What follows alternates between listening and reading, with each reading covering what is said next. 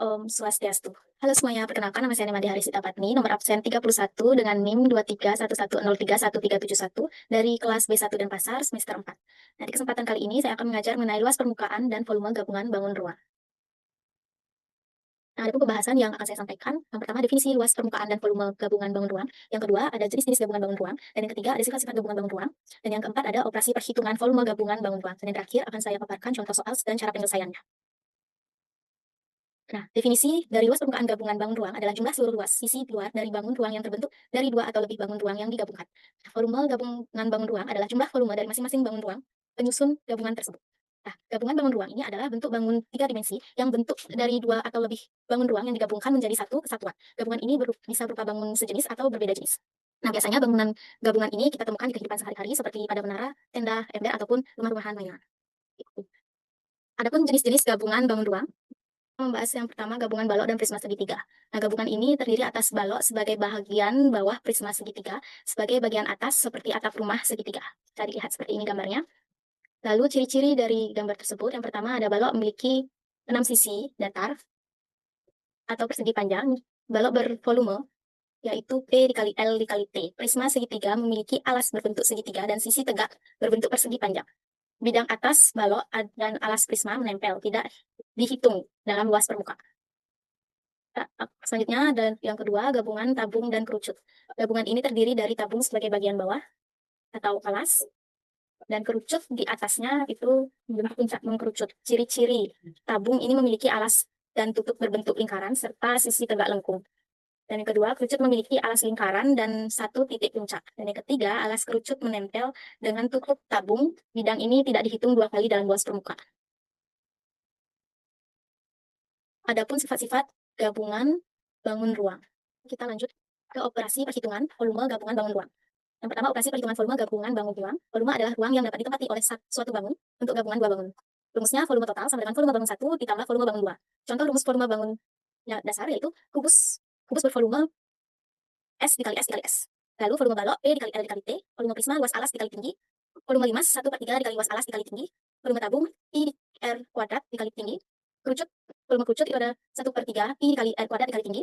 Volume bola ada 4/3 dikali pi dikali R pangkat 3. Selanjutnya, yang kedua, operasi perhitungan luas permukaan gabungan ruang. Nah, luas permukaan adalah jumlah seluruh luas sisi luar bangun ruang. Luas permukaan, mohon maaf rumusnya, yaitu luas permukaan total sama dengan luas seluruh sisi bangun 1 ditambah luas seluruh sisi bangun 2 dikurang bidang yang menempel. Nah, dengan catatan, bidang yang saling menempel antara dua bangunan tersebut tidak dihitung dua kali. Pastikan juga bentuk sisi yang dihitung adalah yang tampak dari luar saja. Nah, contoh rumusnya, rumus luas permukaan. Rumus luas permukaan kubus, itu 6 dikali sisi dikali sisi. Nah, rumus luas permukaan balok, yaitu 2 dikali P panjang lebar ditambah panjang sama tinggi dan ditambah lebar dikali tinggi.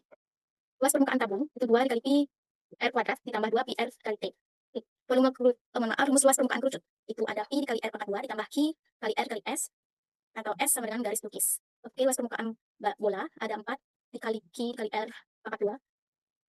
Ada luas permukaan prisma, itu 2 dikali luas alas ditambah luas sisi tegak. Oke, selanjutnya itu ada contoh soal. Kita sekarang akan membahas contoh soal. Nah, pertama kita cari volume balok. Volume balok itu rumusnya volume dikali P dikali L dikali T sama dengan 10. Panjangnya berapa? 10 cm. Lalu lebarnya 6 cm dikali 6. Kita lihat di soal tingginya ada 4 cm, lalu dikali 4. Ini volume balok. Jadi volume balok itu rumusnya P dikali L dikali T sama dengan 10 dikali 6 dikali 4 itu menghasilkan 240. Jangan lupa kita satuannya cm kubik ya. Cm kubik. Oke. Lanjut kita mencari. Karena kita mencari volume prisma. Karena di soal mencari ada balok dan prisma ya. Jadi kita akan mencari volume prisma. Volume prisma yang kita ketahui tadi ada 1/2 dikali alas dikali tinggi segitiga dan dikali tinggi prisma. Jadi volume prisma sama dengan 1/2 dikali alas dikali tinggi dikali tinggi prisma sama dengan, jadi seperti itu rumusnya. Jadi kita masukkan saja alas segitiganya adalah 6.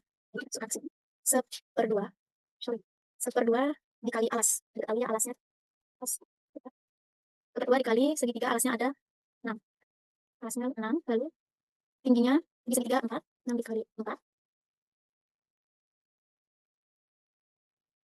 6 dikali 4. Lalu kita lihat tinggi prisma. Tinggi prismanya ada 5 cm. Jadi dikali tinggi prisma 5 cm.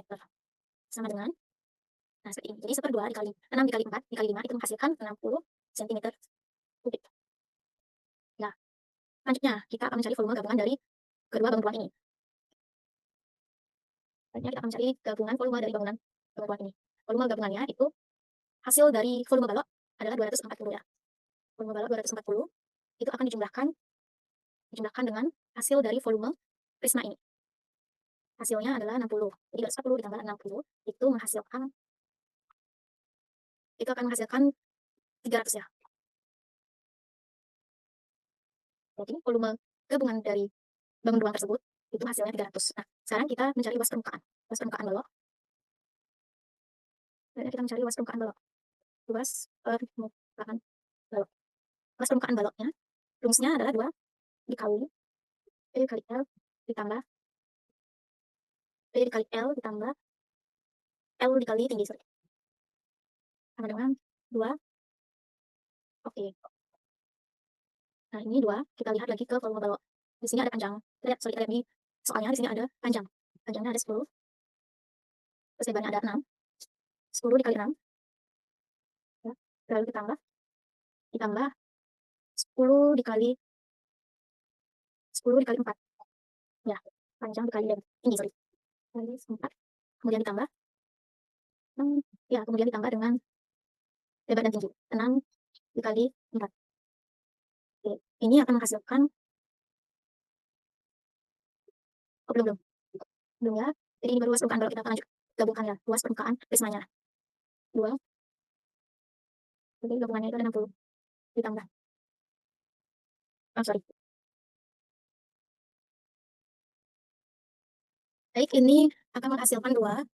Ya, 10 dikali 6 itu 60 ditambah 10 dikali 4 itu 40 ditambah 6 dikali 4 itu hasilnya 24. Oke. Nah, ini akan menghasilkan 248 cm persegi ya. Ya. Ini luas permukaan balok. Kemudian luas permukaan prisma. Kita akan mencari luas permukaan prisma. Luas permukaan prisma itu rumusnya adalah 2 ditambah 3 sisi tegak.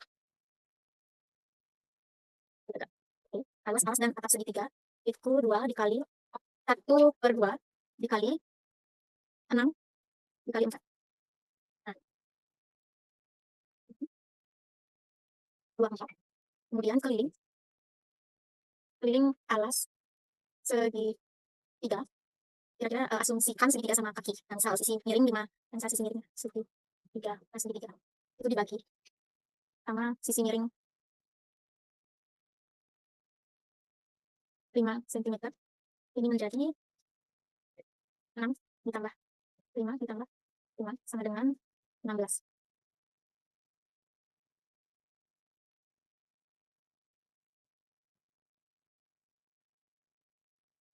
Ya, kemudian sudah sampai sana, kita lanjut ke luas keliling prisma.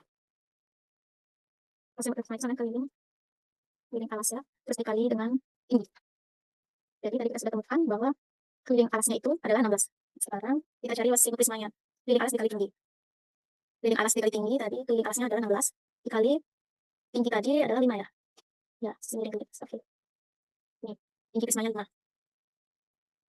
16 dikali 5 sama dengan 80.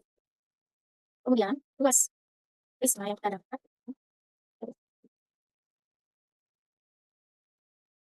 luas prismanya itu 24 ditambah dengan 80 ini. Ya, jadi hasilnya adalah 104 cm. Seperti itu. Karena alas prisma itu menempel pada balok, bidang alasnya tidak di itu. Jadi luas total semua ya. Jadi luas total semua itu 248 ditambah 104 dikurang dengan 12. Maka ini akan menghasilkan 340 cm persegi. Baik, sekian materi yang saya paparkan hari ini untuk dengan para mesanti. Om Santi Santi Santi Om.